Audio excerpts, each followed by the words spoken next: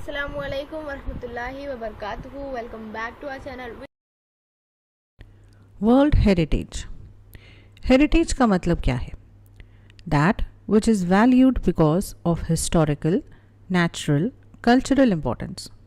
एक ऐसी चीज़ जिसकी वैल्यू, जिसकी अहमियत इसलिए है क्योंकि उसके पीछे कोई कहानी है, हिस्टोरिकल वैल्यू है, या कुदरती उसमें कोई ऐसी चीज़ है जो इतनी ख़ास है, या उसमें कल्चरल इम्पोर्टेंस है।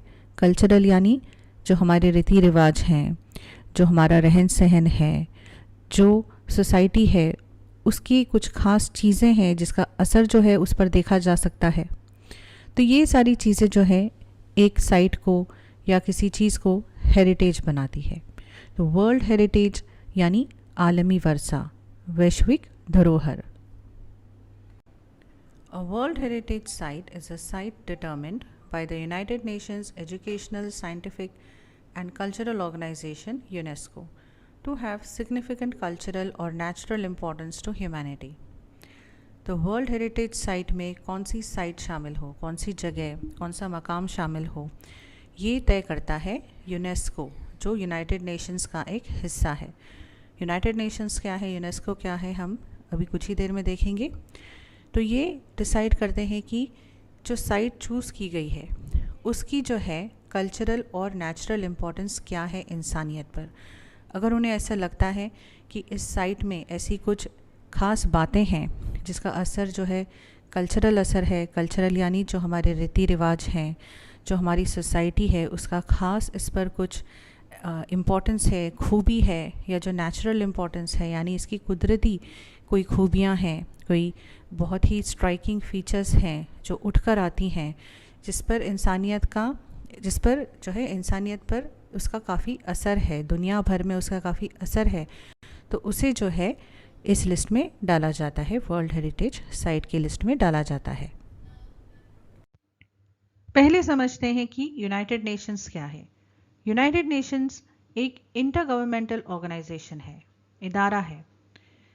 इंटर गवर्नमेंटल यानी इसमें कई सारे मुल्क की जो गवर्नमेंट है वो शामिल हैं, और इनका मकसद है कि इंटरनेशनल लेवल पर यानी दुनिया भर के जो कंट्रीज़ हैं, मुल्कों के बीच में ये अमन और सलामती को बरकरार रखें, उनके बीच दोस्ताना ताल्लुकात बनाए रखें, एक दूसरे के साथ मिलकर काम करें, वो उनमें जज्बा हो वो पैदा करें, और एक दूसरे के साथ राज़ी खुशी काम कैसे किया जाए उसका ये एक सेंटर है। यानी उन सब का एक सेंटर या मरकज़ के तौर पर यूनाइटेड नेशंस काम करता है, और जो यूनेस्को है ये इसी का एक हिस्सा है। तो यूनेस्को, इसका हमने फुल फॉर्म देखा था, United Nations Educational, Scientific and Cultural Organization. तो ये इस चीज़ का जो शॉर्ट फॉर्म है वो है यूनेस्को। यूनेस्को जो है उसकी जो बिल्डिंग है वो 1958 में पेरिस में बनाई गई थी, जहां पर उसका हेडक्वार्टर है। As such, the sites are protected and maintained by the International World Heritage Program, which is administered by the UNESCO World Heritage Committee. तो जैसे कि हम समझते हैं कि अब कि वर्ल्ड हेरिटेज क्या है, कि उसकी अहमियत क्या है, तो इन साइट्स को, इन जगहों को बचाने के लिए, इन्हें संभालने के लिए, इन्हें मेंटेन करने के लिए, यानी उनका जो स्टेट है उसे और बिगड़ने ना दें, उस चीज़ का एक प्रोग्राम बनाया गया है जिसका नाम है इंटरनेशनल वर्ल्ड हेरिटेज प्रोग्राम, जो कि यूनेस्को जो है उसकी वर्ल्ड हेरिटेज कमेटी ये चलाती है। Because world heritage sites are places that are significant culturally and naturally, they vary in type and include forests, lakes, monuments, buildings and cities. तो क्योंकि जो वर्ल्ड हेरिटेज साइट्स हैं, इनकी जो जगह हैं वो कल्चरली और नेचुरली अलग अलग टाइप की उसकी सिग्निफिकेंस है, अहमियत है, तो इनकी जो किस्में होती हैं वो भी अलग अलग होती हैं। अब जैसे उसमें फॉरेस्ट है, लेक है, तो ये जो क्या है नेचुरल टाइप की चीज़ें हैं, नेचुरल जगह है, और दूसरी तरफ है मॉन्यूमेंट्स, बिल्डिंग्स एंड सिटीज़, तो ये जो चीज़ें हैं ये इंसानों की बनाई हुई हैं जिस पर जो है कल्चर का असर दिखाई देता है। तो ये बता रहे हैं कि जो वर्ल्ड हेरिटेज साइट्स होती हैं, जगह होती हैं, वो अलग अलग किस्म की हो सकती है, अलग अलग उसकी खूबियाँ हो सकती हैं। World Heritage Sites can also be a combination of both cultural and natural areas. तो हमने देखा कि जो वर्ल्ड हेरिटेज साइट्स हैं वो चूज़ कौन से बेसिस पर किए जाते हैं, कल्चरल या नेचुरल, लेकिन ऐसे भी साइट्स हैं जहाँ पर दोनों ही चीज़ें देखी जाती हैं. For example, mount Huangshan in China is a site with significance to human culture because it played a role in historical Chinese art and literature. जैसे मिसाल के तौर पर दिया गया है माउंट वांगशान जो चाइना में है, तो इसका जो असर है इसके कल्चर पर, यानी आर्ट्स, जो फ़न है और जो यानी कला है, लिटरेचर है, अदब है, साहित्य है, उस पर देखा जा सकता है. जैसे यहाँ पर देखिए ये माउंट वांगशान की एक पुरानी पेंटिंग है, यानी जो लोग हैं वहाँ के वो इससे काफ़ी मुतासिर रहते थे और हमेशा ये आर्ट वगैरह में, पेंटिंग वगैरह में इसे इस्तेमाल किया जाता था. तो इसका असर हम देख सकते हैं. And the mountain is also significant because of its physical landscape characteristics. और जो ये माउंटेन है इसकी जो फिज़िकल कैरेक्टरिस्टिक्स हैं, यानी इसकी जो खूबियाँ हैं, इसकी जो खूबसूरती है, वो भी जो है काफ़ी मानी हुई है, दुनिया भर में मशहूर है. इसलिए ये दोनों ही चीज़ों के लिए इसे एक वर्ल्ड हेरिटेज साइट माना जाता है. History of world heritage sites. World heritage sites, इनका जो प्रोटेक्शन है, इसका जो प्लान है, वो कहाँ से शुरू हुआ, इसका आइडिया कहाँ से आया. Although the idea of protecting cultural and natural heritage sites around the world began in the early 20th century, momentum of its actual creation was not until the 1950s. तो चाहे इसका जो आइडिया है कि हमें हमारी कल्चरल जगहों को, हमारी जो नेचुरल अहमियत की जो जगह हैं उन्हें प्रोटेक्ट करना चाहिए, उनकी रक्षा करनी चाहिए, इसका जो आइडिया है ये 20वीं सदी के शुरुआत से ही लोगों के दिमाग में आ चुका था, लेकिन उस पर कोई ठोस एक्शन नहीं लिया गया था. मोमेंटम यानी कोई ख़ास उस पर एक्शन या कार्रवाई उस चीज़ पर नहीं की गई थी. इसकी जो शुरुआत हुई वो हुई 1954 से. वो कैसे हुई? In 1954, Egypt started plans to build the Aswan High Dam to collect and control water from the Nile River. तो इजिप्ट जो है बच्चों, ये बहुत ही पुराना कंट्री है और हिस्ट्री की दुनिया में इसका बहुत नाम है. बहुत सारी चीज़ें इजिप्ट में हुई थी पुराने ज़माने में, और सबसे फेमस जो चीज़ है वो है इजिप्ट के पिरामिड्स, जो दुनिया भर से लोग जो है उसे देखने जाते हैं. और जो दूसरी बहुत इम्पॉर्टेंट चीज़ है इजिप्ट में वो है नाइल रिवर. जो नाइल नदी है ये दुनिया की सबसे लंबी नदी है. तो जाहिर सी बात है कि जब कंट्रीज़ में मॉडर्न टेक्निक आने लगी तो हर कंट्री में डैम्स बनने लगे. डैम्स बनाने से क्या होता है कि जो पानी है उसे जमा किया जाता है, उसे खेती करने के लिए इस्तेमाल किया जाता है. तो इसी तरह इजिप्ट का जो कंट्री है वो भी नाइल रिवर पर डैम बनाना चाहता था. The initial plan for the dam's construction would have flooded the valley containing the Abu Simbel temples and scores of ancient Egyptian artefacts. तो इसका जो प्लान था डैम बनाने का, उसकी प्लान की शुरुआत में ये होने वाला था कि डैम बनाने से जो है, जो एरिया है वहाँ का, जो नज़दीक का एरिया है, वो पानी से फ्लड होने वाला था, यानी वहाँ पर सैलाब जैसी हालत होने वाली थी. क्योंकि जब डैम बनता है तो ये होता ही है, लेकिन उससे नुकसान ये होता कि वहाँ पर जो अबू सिंबल टेम्पल्स है, जो बहुत ही पुराना टेम्पल है, वो ख़राब हो जाता. और वहाँ पर बहुत सारे जो है इजिप्शियन आर्टिफैक्ट्स हैं, यानी बहुत सारी और चीज़ें हैं, जैसे बर्तन हैं, पुराने बर्तन हैं, डॉक्यूमेंट्स हैं, बहुत सारी चीज़ें हैं पुराने ज़माने की. तो वो सारी चीज़ें जो है बर्बाद हो जाती. आर्टिफैक्ट्स यानी any objects made by a human being, के इंसान से बनाई गई कोई भी चीज़. तो वो कोई भी चीज़ हो सकती है. जो पुराने ज़माने की हर चीज़ को हम जो है बहुत ही संभाल कर रखते हैं. जैसे ये देखिए, ये अबू सिंबल टेम्पल का पिक्चर है. तो आप देख सकते हैं कि कितनी बड़ी इमारत है, कितनी खूबसूरत ये इमारतें हैं. ये उसके अंदर का पिक्चर है. और ये जो है ये नाइल नदी का मैप है. आप देख सकते हैं कि इजिप्ट के मैप पर देखिए ये कितनी लंबी नदी है. तो इसका भी जो है बहुत इम्पोर्टेंस है. ये जो है ये करंट जो डैम है ये नाइल नदी पर बनाया गया ये आसवान डैम है. To protect the temples and artifacts, UNESCO launched an international campaign in 1959 that called for the dismantling and movement of the temples to higher ground. तो यूनेस्को को इस चीज़ की अहमियत थी कि जो चीज़ें हैं वो बर्बाद ना हो जाएं, इसलिए उन्होंने एक इंटरनेशनल कैंपेन चलाया 1959 में। और उस कैंपेन के तहत उन्होंने ये कहा कि जो वो टेम्पल्स हैं उन्हें वहाँ से हटा देना चाहिए। तो अब इसके लिए भी बहुत मेहनत करनी पड़ती है। The project cost an estimated $80 million, $40 million of which came from 50 different countries. तो अब जाहिर सी बात है कि इतना बड़ा जो बिल्डिंग है उससे वहाँ से हटाना कोई आसान काम नहीं है, बहुत ही हाई टेक्नोलॉजी का काम है। तो इसके लिए जो है $80 million का खर्चा हुआ, जिसमें से 40 मिलियन जो है 50 अलग अलग मुल्कों की तरफ से आए थे। तो इससे हमें पता चलता है बच्चों की यूनेस्को का होना कितना ज़रूरी था कि यूनाइटेड नेशंस के अंदर जो कंट्रीज़ थे वो एक साथ आए और उन्होंने एक साथ पैसे जमा किए, तभी ये जो चीज़ है ये मुमकिन हो पाई और जो ये टेम्पल्स हैं और जो आर्टिफैक्ट्स थे जो डैम की वजह से बर्बाद हो जाते उन्हें बचा लिया गया।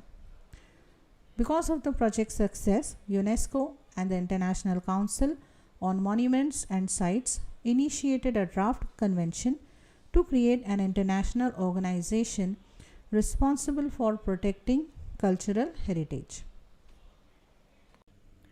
तो जब इजिप्ट का जो प्रोजेक्ट था वो सक्सेसफुल हुआ, तब यूनेस्को ने and international council on monuments and sites, ये दोनों ने एक ड्राफ्ट कन्वेंशन बनाया, यानी उन्होंने एक इरादा किया कि एक फ़ैसला किया कि हमें जो है एक इंटरनेशनल ऑर्गेनाइजेशन बनानी है जो कल्चरल हेरिटेजेस हैं उनकी प्रोटेक्शन करने के लिए, उन्हें बचाने के लिए।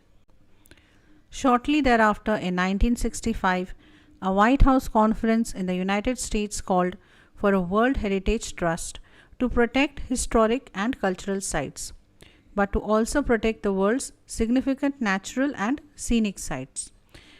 तो हमने देखा कि इजिप्ट के जो वाक़े के बाद उन्होंने फ़ैसला किया था कि कल्चरल साइट्स को प्रोटेक्ट करना चाहिए, लेकिन उसके फ़ौरन बाद 1965 में वाइट हाउस में कॉन्फ्रेंस हुआ। वाइट हाउस यानी जो अमेरिका का जो पार्लियामेंट है उसकी जो बिल्डिंग है जहाँ पर जो प्रेसिडेंट उनके रहते हैं, जो वाइट हाउस में कॉन्फ्रेंस हुआ कि एक वर्ल्ड हेरिटेज ट्रस्ट बनाना चाहिए जिसमें ना सिर्फ हिस्टोरिक और कल्चरल साइट्स को प्रोटेक्ट किया जाएगा, लेकिन जो दुनिया भर की जो significant natural and scenic sites यानी जो कुदरती साइट्स हैं, जो खूबसूरत साइट्स हैं, उन्हें भी प्रोटेक्ट करना चाहिए।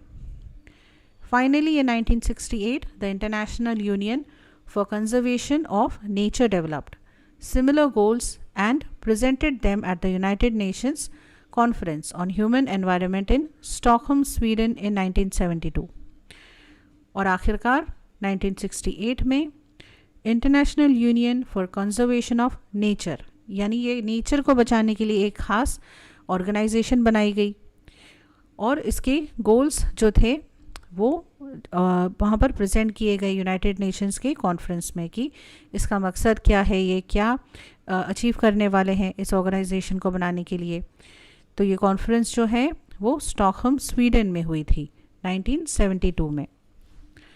Following the presentation of these goals, the Convention concerning the protection of world cultural and natural heritage was adopted by UNESCO's General Conference on November 16, 1972। तो ये सारी चीज़ें होने के बाद आखिरकार जो है ये प्रेजेंटेशंस के बाद protection of the world cultural and natural heritage, इस चीज़ को अपनाया गया यूनेस्को की जनरल कॉन्फ्रेंस में जो नवंबर 16, 1972 को हुआ था। तो अब ये पहले कल्चरल प्रोटेक्शन के लिए था, फिर नेचुरल प्रोटेक्शन को भी इसमें इंक्लूड किया गया और फाइनली जो है एक प्रॉपर ऑर्गेनाइजेशन बनाई गई जिसमें उन्होंने सारी चीज़ों को डिस्कस किया और एक protection of world cultural and natural heritage को बनाया गया नवंबर 16, 1972 में।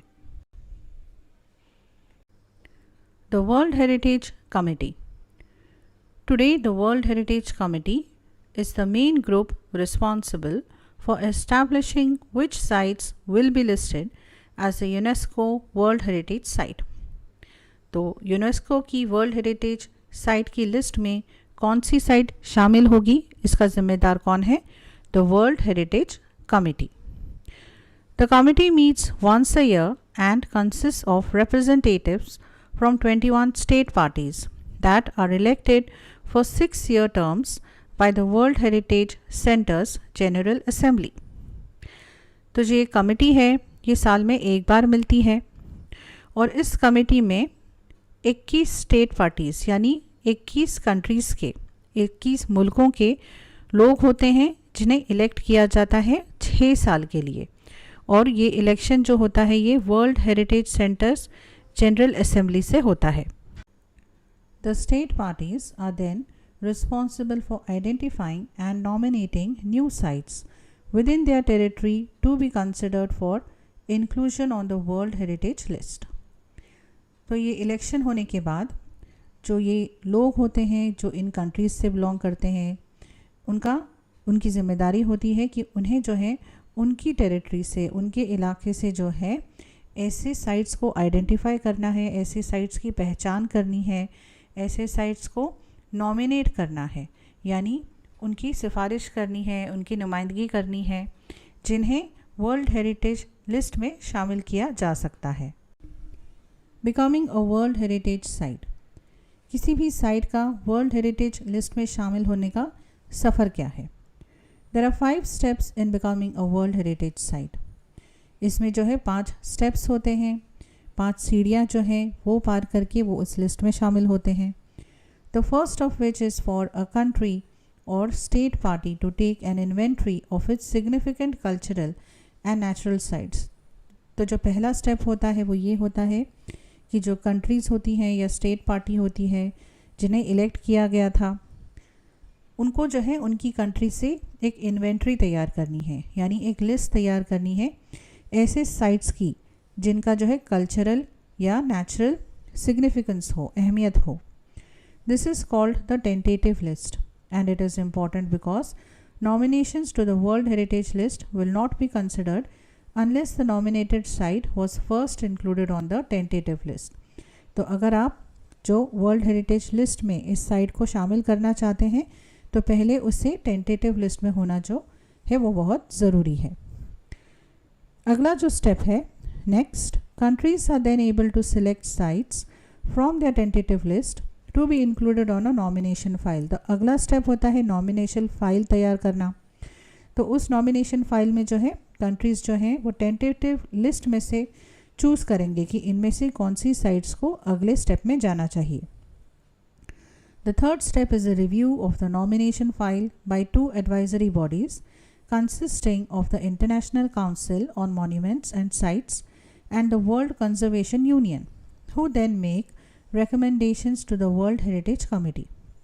और जो तीसरा स्टेप है वो एक रिव्यू होता है, यानी जायज़ा लिया जाता है नॉमिनेशन फाइल का, और ये किया जाता है 2 एडवाइजरी बॉडीज़ से, यानी 2 ऐसे ऑर्गेनाइजेशंस होते हैं जो ये काम करते हैं, जिसमें से एक जो है वो है international council on monuments and sites और दूसरा जो है वो है वर्ल्ड कंजर्वेशन यूनियन. तो ये दोनों मिलकर जो है इस फाइल को रिव्यू करते हैं और जो आगे हैं वो रिकमेंडेशन देते हैं वर्ल्ड हेरिटेज कमेटी को कि इस फाइल में से कौन से साइट्स को आगे के स्टेप में बढ़ना चाहिए. The World Heritage Committee meets once a year to review these recommendations and decide which sites will be added to the World Heritage List. तो अब जो चौथा स्टेप है वो ये है कि जो वर्ल्ड हेरिटेज कमेटी के मेंबर्स हैं वो साल में एक बार मिलते हैं और जो recommendations दिए गए थे, जो सिफारिशें उन्हें दी गई थी कि कौन सी साइट्स को कंसिडर करना चाहिए, उनका वो रिव्यू करते हैं, उनका वो जायज़ा लेते हैं, समीक्षा करते हैं और फिर वो डिसाइड करते हैं कि कौन सी साइट्स इनमें से जो है वो वर्ल्ड हेरिटेज लिस्ट में जाएगी. The final step in becoming a world heritage site is determining whether or not a nominated site meets at least one of 10 selection criteria.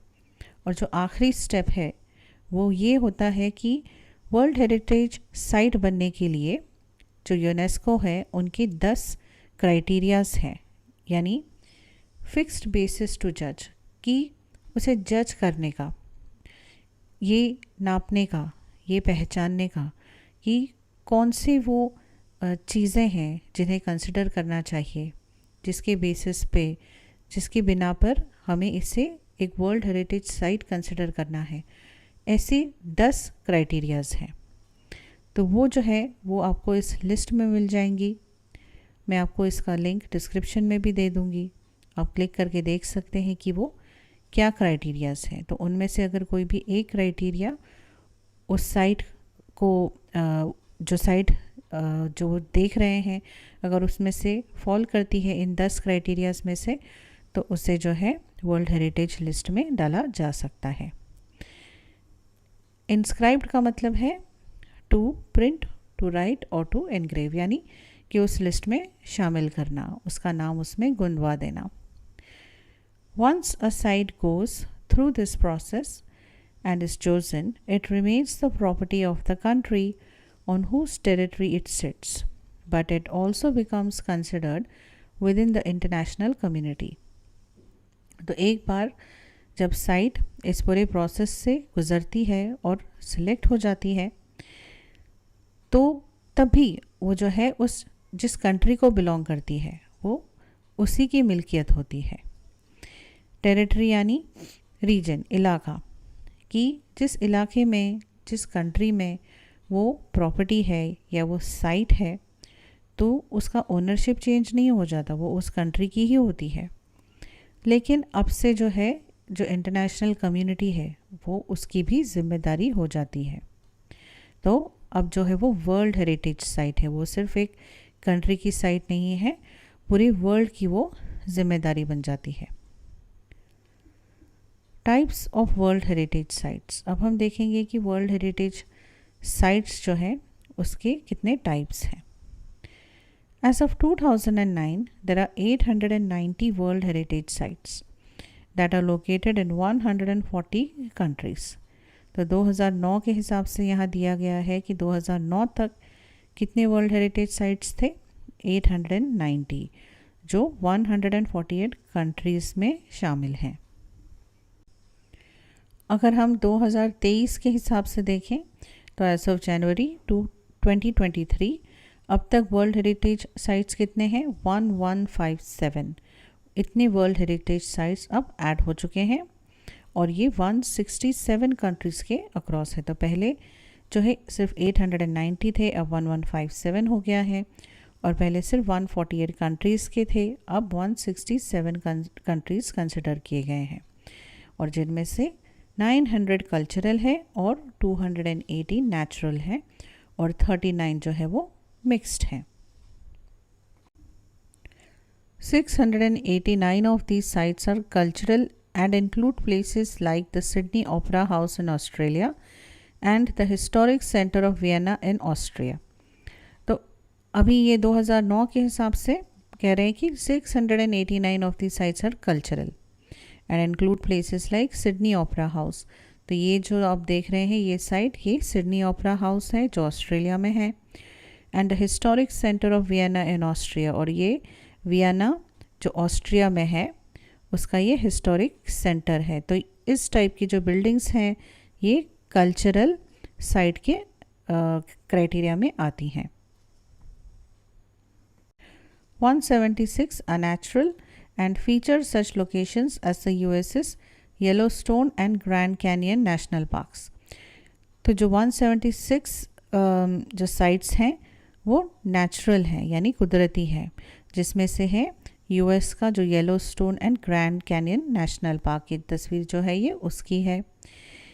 And 25 of the world heritage sites are considered mixed, और 25 world heritage sites ऐसे हैं जो mix nature के हैं, जिसमें यानी natural और cultural दोनों ही चीज़ें पाई जाती हैं, जैसे कि पेरूज माचू पिचू।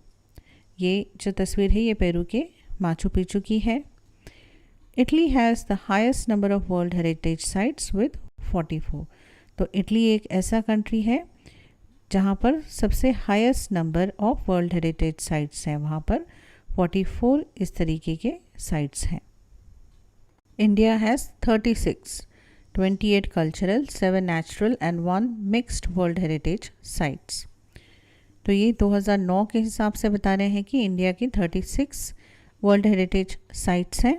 2022 के हिसाब से जो है 40 वर्ल्ड हेरिटेज साइट्स अब इंडिया में हैं, उसमें जिसमें से 32 कल्चरल है और 7 नेचुरल है और 1 मिक्स्ड है। यानी जो कल्चरल साइट्स है उसमें इजाफा हुआ है, उसमें चेंज हुआ है। पहले 28 थे, अब उसमें और ऐड हो गए और 32 हो चुके हैं।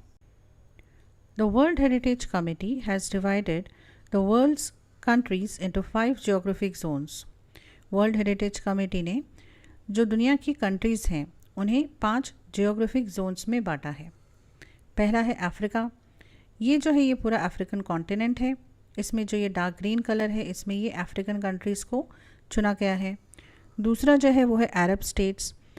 अब ये जो अरब स्टेट्स हैं, ये जो इलाका है, ये जो हमारे अरब मुल्क हैं, जो सऊदी अरेबिया, दुबई वगैरह वो हैं, और ये जो है ये अफ्रीकन कॉन्टिनेंट का हिस्सा है। लेकिन ये जो कंट्रीज़ हैं जैसे अल्जीरिया, मोरक्को, इनमें जो है ये अरब कल्चर होता है और यहाँ के जो अरब मुल्क है उसी तरह का कुछ एटमॉस्फेयर भी है, तो इसलिए जो है इन्हें एक जैसा ग्रुप किया गया है। तीसरा जो है वो है Asia Pacific including Australia and Oceania. तो ये जो कंट्रीज़ है वो जो हमारा एशिया है और ये ऑस्ट्रेलिया, न्यूजीलैंड, ये जो ग्रुप है, और जो ओशियाना है ये कहते हैं उन जो बहुत सारे हज़ारों उन दोनों के बीच में जो जजीरे हैं, जो आइलैंड्स हैं, वो बनते हैं ओशियाना का हिस्सा। तो ये जो पार्ट है ये एक तीसरा हिस्सा है। और चौथा हिस्सा है यूरोप एंड नॉर्थ अमेरिका, यानी जो ये जो यूरोपियन जो कंट्रीज़ हैं और जो नॉर्थ अमेरिका है, नॉर्थ अमेरिका में जो यूनाइटेड स्टेट्स ऑफ अमेरिका का जो कंट्री आता है, जो कनाडा आता है, वो जो ये जो कंट्रीज़ हैं, ये वाला हिस्सा ये चौथा ग्रुप बनाया है। और पांचवा जो है वो है Latin America and the Caribbean. तो लैटिन अमेरिका कौन सा है? ये है साउथ अमेरिकन कॉन्टिनेंट, इसे लैटिन अमेरिका भी कहते हैं, जिसमें कौन सी कंट्रीज शामिल हैं, जैसे कि ब्राज़ील और अर्जेंटीना, पेरू वगैरह, वो कंट्रीज़ यहाँ हैं। ये मेक्सिको का कंट्री है और ये जो है ये कैरिबियन आइलैंड्स हैं। World heritage sites in danger. जो वर्ल्ड हेरिटेज साइट्स हैं वो खतरे में हैं, तो वो कैसे खतरे में होते हैं ये हम देखेंगे।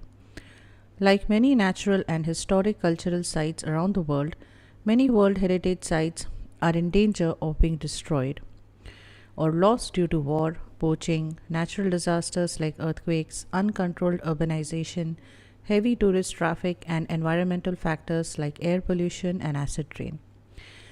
तो बहुत सारे रीज़न्स होते हैं जिनकी वजह से जो हमारे ये वर्ल्ड हेरिटेज साइट्स होते हैं वो ख़तरे में आते हैं। जैसे कि यहाँ दिया है कि डिस्ट्रॉयड और लॉस्ट ड्यू टू वॉर। तो जो वॉर होती है, जंगें होती हैं, तो उसमें जो है हमारे जो हेरिटेज साइट्स हैं वो बर्बाद हो जाते हैं। ऐसी बहुत सारी मिसालें हैं जो कुछ सालों में हुई है, जैसे अफ़गानिस्तान में, सीरिया में, क्योंकि बॉम्ब गिरते हैं या फिर जो लोग हैं वो खुद उन्हें तोड़ देते हैं किसी पुरानी गवर्नमेंट की वजह से कि उनका था, अब हम इसे नहीं रहने देंगे। इस तरीके की चीज़ें होती हैं। जैसे आज की हम करंट मिसाल सोच सकते हैं कि 2023 में the historic centre of Odessa जो यूक्रेन में है, इसे world heritage site in danger के लिस्ट में डाला गया है, क्योंकि यूक्रेन में जो अब वॉर चल रहा है तो रोज़ जो है वहाँ पर बमबारी होती है। तो इस साइट को जो है ख़तरा है कि इसे नुकसान हो सकता है। पोचिंग क्या होती है? पोचिंग यानी कि जो जानवर होते हैं जंगलों में पाए जाते हैं, उनकी जो इल्लीगल यानी गैर कानूनी उनका शिकार होता है, उन्हें मारा जाता है, तो इसे पोचिंग कहते हैं। और ज़्यादातर जो ये है ये अफ्रीका में बहुत पाया जाता है, इसलिए वहाँ पर बहुत सारे नेशनल पार्क्स हैं जो वर्ल्ड हेरिटेज साइट्स हैं और आज वो ख़तरे में हैं। इसी तरह नेचुरल डिज़ास्टर्स लाइक अर्थक्वेक्स, जो ये कुदरती जो डिज़ास्टर होते हैं जैसे कि अर्थक्वेक होता है, सुनामी होते हैं, इनकी चपेट में भी कई बार जो है हेरिटेज साइट्स आ जाते हैं। अनकंट्रोल्ड अर्बनाइजेशन यानी the process of including more areas in cities, expanding city area. तो अब जो है शहर बनाए जा रहे हैं, गांव नहीं रहते हैं, या जंगलों को काटा जाता है। तो ये जो है अनकंट्रोल्ड है, अब कंट्रोल में के बाहर हो चुका है। तो इससे क्या होता है कि इससे भी जो है वर्ल्ड हेरिटेज साइट्स पर असर पड़ता है। जैसे जो खासकर जो फिज़िकल साइट्स होते हैं उन पर असर पड़ता है, जो नेचुरल साइट्स होते हैं, कुदरती साइट्स होते हैं, क्योंकि आप अगर उनके आसपास की नेचुरल चीज़ों को काटोगे, तोड़ोगे, तो उन पर असर ज़रूर पड़ेगा। इसकी एक मिसाल है ये Everglades national park in the USA. ये अमेरिका में है, लेकिन इसके आसपास इतना अर्बनाइजेशन किया गया है, उसके आसपास जो है इतनी चीज़ें बनाई गई हैं। जैसे वहाँ पर जो है पानी में बहुत प्रॉब्लम हो रहा है, वहाँ का जो पानी है वो पोल्यूटेड हो चुका है, क्योंकि उसके आसपास इतनी फैक्ट्रियाँ आ चुकी है, इतना कंस्ट्रक्शन हो चुका है। तो यहाँ के जो लोग हैं वो उस चीज़ से सफ़र कर रहे हैं। और heavy tourist traffic and environmental factors like air pollution and acid rain। Heavy tourist traffic यानी कि एक जब जगह फेमस हो जाती है तो वहाँ बहुत सारे लोग आने लगते हैं, लेकिन हद से ज़्यादा लोग आने से भी नुकसान होता है। जितने लोग आएंगे उतनी ही वहाँ पर जो है लोग दुकान खोलने लग जाएंगे, बिज़नेस होने लग जाएगा। उसकी वजह से जो है गंदगी शुरू हो जाती है और जो है लोग ध्यान नहीं देते हैं उस स्पॉट का। खासकर आप देखिए कि ताजमहल में इसका असर देखा जाता है कि वहाँ पर जो लोग हैं कई बार उस जो इमारत है ताजमहल की, उसमें जाकर वहाँ पे निशानी बनाते हैं या बहुत गंदगी वहाँ फैलाते हैं। और पोल्यूशन और एसिड रेन, इसका भी असर होता है। जैसे ताजमहल पर भी उसका बहुत असर देखा जाता है कि वहाँ उसके आसपास जो है बहुत सारी जो है फैक्ट्रियाँ हैं। तो उससे क्या होता है कि पोल्यूशन की वजह से जो संगमरमर से ताजमहल बना है वो संगमरमर काला पड़ रहा है। एसिड रेन होती है। एसिड रेन यानी कि जिस इलाके में बहुत सारा पोल्यूशन हो जाता है तो उस इलाके में जब बारिश होती है तो उस बारिश के पानी में भी एसिड आता है। तो आप सोचिए कि अगर उस तरीके का पानी किसी साइट पर गिरेगा तो उस पर क्या असर हो सकता है। World Heritage Sites that are in danger are inscribed on a separate list of World Heritage Sites in danger।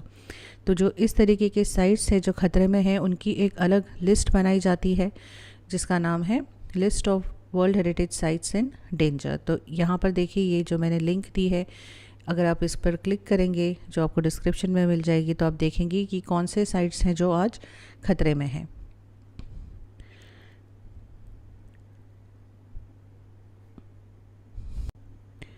which allows the World Heritage Committee to allocate resources from the World Heritage Fund to that site। तो जब एक site इस list में आ जाती है, danger वाली list में, तो जो वर्ल्ड हेरिटेज कमेटी है वो खास कर जो है रिसोर्सेज एलोकेट करती है। रिसोर्सेज यानी पैसे लगाना उसके पीछे कि इसके लिए इसकी खास ज़रूरत है। तो वर्ल्ड हेरिटेज फंड यानी जो वर्ल्ड हेरिटेज साइट्स के लिए जो खास पैसा जमाया जाता है उसमें से उस चीज़ के लिए अलग से पैसे निकाल कर दिए जाते हैं ताकि उन्हें खतरे से निकाला जाए उन साइट्स को। In addition, different plans are put into place to protect and or restore the site। तो अलग अलग प्लान्स बनाए जाते हैं कि कैसे उस साइट को प्रोटेक्ट किया जाए, उसे फिर से उसी स्टेट में लाया जाए जिसमें वो पहले थी। If, however, a site loses the characteristics which allowed for it to be originally included on the World Heritage List, the World Heritage Committee can choose to delete the site from the list। अगर किसी reason से जो site है उसकी जो खूबियाँ हैं, जो characteristic है, जिनकी वजह से उसे वर्ल्ड हेरिटेज लिस्ट में डाला गया था, अगर वो खूबियाँ ही ना रहें तो उस साइट को जो है वर्ल्ड हेरिटेज कमेटी जो वर्ल्ड हेरिटेज लिस्ट है उससे निकाल सकती है। To learn more about world heritage sites visit the world heritage centre's website at whsunesco.org। तो आप इस साइट को विज़िट कर सकते हैं। इसमें आपको बहुत सारी जानकारी मिल सकती है। जैसे पहले तो आप जाकर ये चेक करिए कि इंडिया की कौन सी साइट्स हैं जो इस लिस्ट में शामिल हैं।